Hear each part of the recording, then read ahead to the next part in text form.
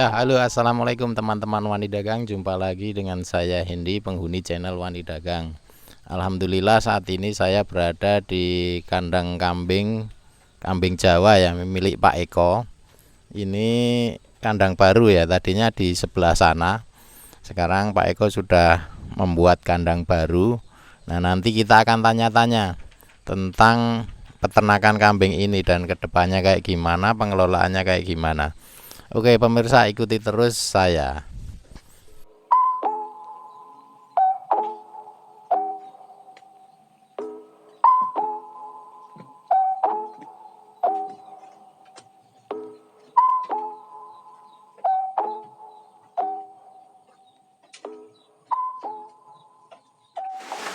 Halo assalamualaikum Pak Eko.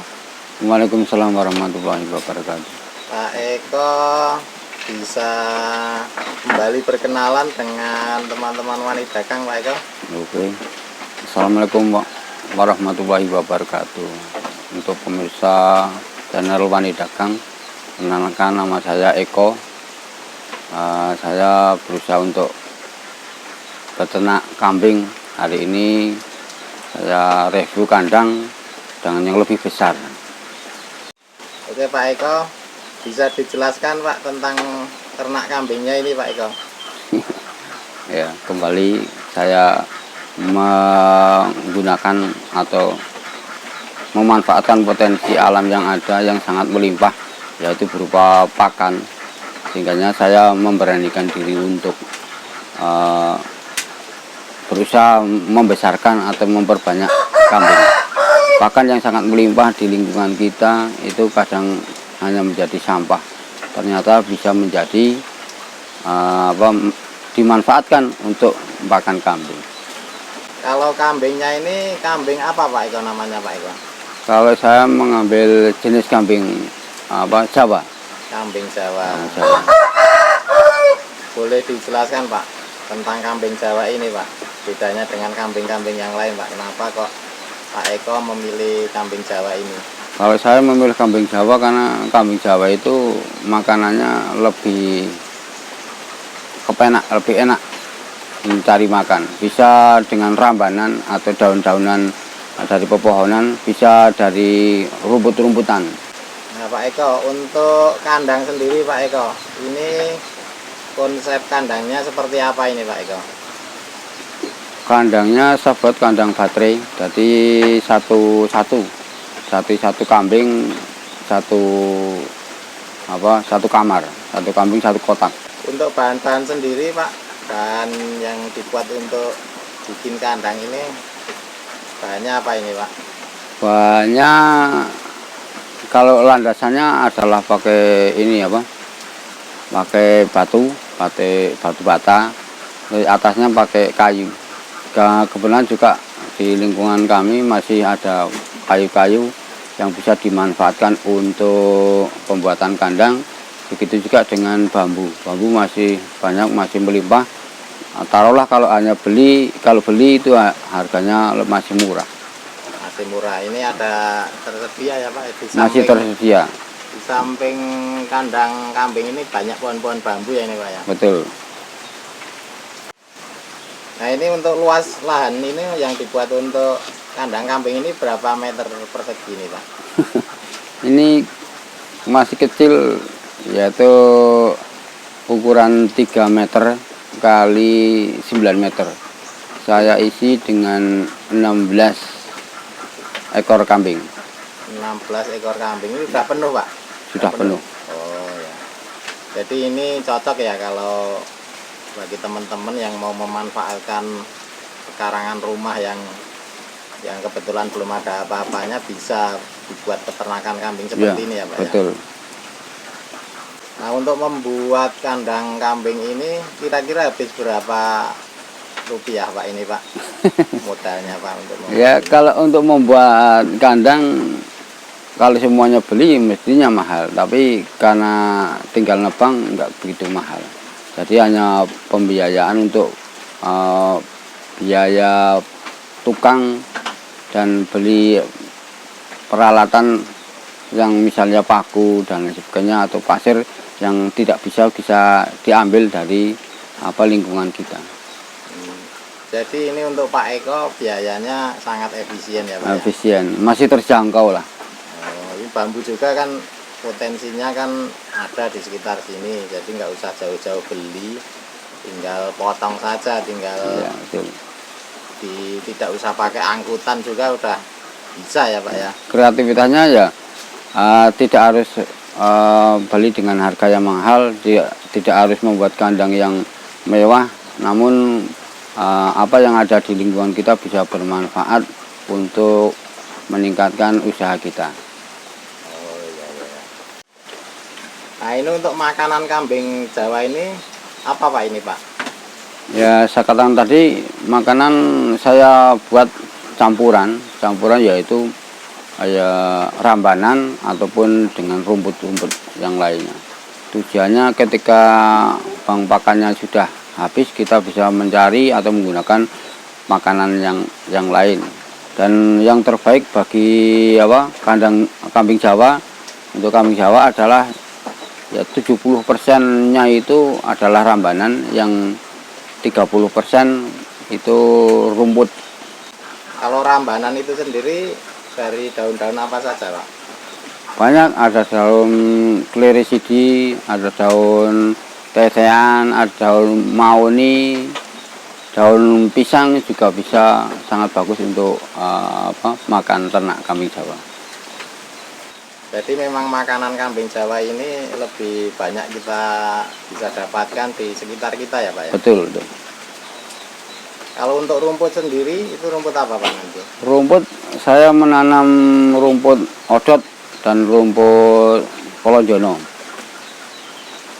Itu juga memanfaatkan potensi lahan yang dimiliki oleh Pak Eko ya? Betul. Kadang di bantaran kali itu juga bisa dimanfaatkan untuk penggunaan penanaman tanaman seperti rumput odot itu. Atau mencari di sawah atau di lapangan juga masih banyak tersedia. Kalau untuk minumannya sendiri Pak, minuman kambing ini, itu Pak Eko memakai apa Pak? Betul. Dalam pengelolaan atau pemeliharaan kambing tidak kalah penting yaitu harus tersedianya minuman. Makanya di tempat saya ada ember atau tempat minuman yang senantiasa ada minumannya. Jadi suatu saat kambing itu memerlukan minum, dia langsung bisa minum dan ada. Ada campurannya nggak itu minumannya Pak? Kalau campuran saya kembali lagi menggunakan potensi yang ada, yaitu air beras, air cucian beras atau leri, saya campur dengan tetes tebu atau molase, lalu saya tambahkan dengan probiotik.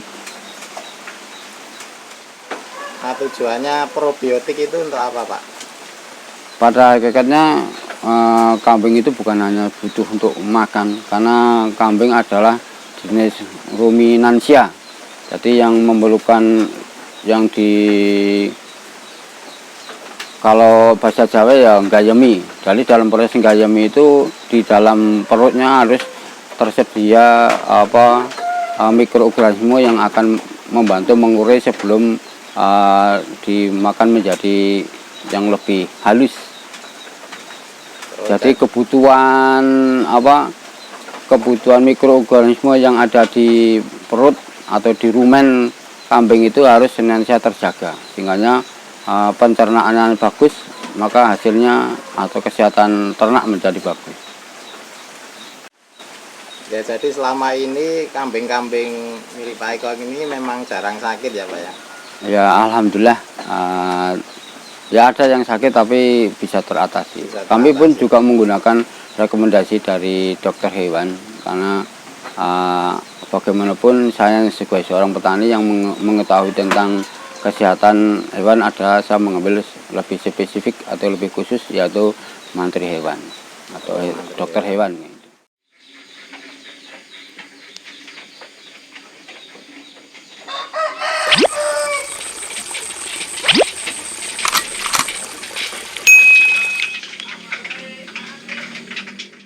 Nah ini dengan lantai yang terbuat dari bambu ini kotoran bisa jatuh sendiri ke tanah ya Pak ya. Ya, Jadi kebersihan kandang cenderung lebih terjamin ya Pak ya. iya betul. Nah, untuk pengelolaan kotoran sendiri Pak, itu bagaimana Pak? Pengelolaan kotoran bagi saya belum bisa menjelaskan karena memang ada step atau pekerjaan khusus yang sebenarnya bisa diolah menjadi pupuk, menjadi urinnya bisa diolah menjadi pupuk juga, bisa bermanfaat, tapi kami belum mampu untuk mengolah itu. Kami hanya membersihkan kandang, yang penting kandang bisa bersih dari kotoran-kotoran yang ada. Oke.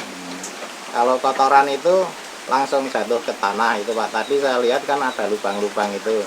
Nah ini itu berarti dimasukkan ke lubang itu ya Pak ya? Betul, masukkan ke lubang, nanti 3 hari atau 4 hari sekali saya semprot dengan menggunakan mikroorganisme atau yaitu kalau biasa menggunakan merek ya EM4, EM4 pertanian. Nanti langsung jadi pupuk ya dalam jangka waktu tertentu ya Pak? Ya, itu menjadi mempermudah atau menjadi dekomposer. Kalau pupuk sendiri tentunya banyak yang membutuhkan itu ya Pak ya, pupuk kandang itu. Betul, Dan mungkin itu bisa dijual ya Pak ya? bisa. Atau untuk kebutuhan sendiri Pak? Itu saya sebagian ya ada yang minat dijual bisa. Tapi bagi saya itu adalah hasil ikutan bagi pemeliharaan kandang. Lalu saya sebagian saya masukkan ke sawah atau saya bawa ke sawah untuk pupuk yang ada, pupuk sawah, karena memang pupukan organik ya hari ini subsidi pun. Oh, bisa efisien, lebih efisien ya Pak ya untuk budidaya tanaman di sawahnya ya Pak ya. Betul. Nah kalau untuk urinnya Pak, nah urin ini biasanya kan yang jadi kendalanya kan bau Pak. Nah ini antisipasinya gimana Pak ini Pak? Oh, dalam kandang yang sifatnya lebih besar atau koloni itu cara mengatasi agar bau tidak terlalu menyengat itu saya menggunakan kapur bangunan. Saya taburkan tipis-tipis di bawah kandang, sehingganya gas amoniak itu tidak begitu menyengat mengenai atau terhirup oleh ternak. Jadi untuk menetralisir bau saya menggunakan dengan kapur bangunan. Terbukti itu ya Pak ya untuk bisa mengatasi bau ya Pak ya? Ya alhamdulillah memang ini tidak terlalu saya menyengat. tadi masuk ke kandang itu nggak sama sekali nggak bau urin Pak. Itu karena memang dikasih kapur itu ya Pak ya? Betul. Baik Pak Eko, kita udah tanya-tanya tentang konsep budidayanya, pengelolaannya. Nah sekarang untuk pemasaran Pak Eko, kalau kambing Jawa ini bagaimana Pak untuk pemasarannya Pak? Ya terima kasih. Untuk pemasaran kami juga punya atau bekerja sama dengan jasa pembuatan pemotongan hewan, atau mungkin dengan orang yang selalu menjual untuk akikoh, atau dengan bakul atau penjual yang datang ke sini. Jadi saya tinggal telepon, kami mau oper kambing, nanti penjual datang sendiri ke sini. Jadi itu nggak terlalu sulit ya Pak ya? Tidak terlalu sulit, masih kebutuhan untuk daging masih banyak, dan hari ini minat masyarakat untuk menggunakan daging kambing sebagai akikoh karena tingkat agamis yang lebih tinggi mempermudah peternak untuk memasarkan kambing. Oke. Berarti nggak usah jauh-jauh dibawa ke pasar hewan ya Pak ya? Bisa. Oke Pak, kita udah banyak berbincang-bincang. Terima kasih atas waktunya. Semoga sukses selalu ke depannya. Dan semoga Pak Eko diberikan kesehatan untuk tetap berkarya dalam dunia peternakan ini Pak. Amin, amin. Terima kasih Pak. Assalamualaikum. Waalaikumsalam.